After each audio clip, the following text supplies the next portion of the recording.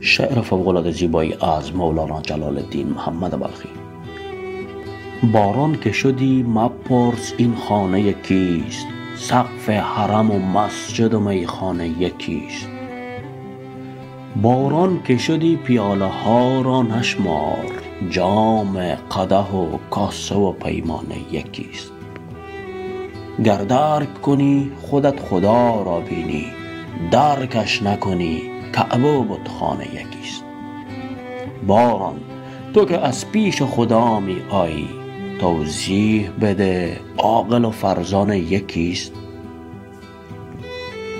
بر درگه او چون که بیفتند به خاک، شیر و شتر و پلنگ و پروانه یکیست. با سوره دل اگر خدا را خواندی، حمد و فلق و نعره مستانه یکیست. از قدرت حق هرچی گرفتند به کار، در خلقت حق رستم و موریانه یکیست.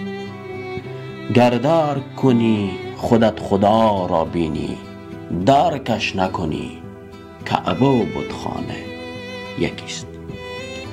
روزگار بر شما خوب.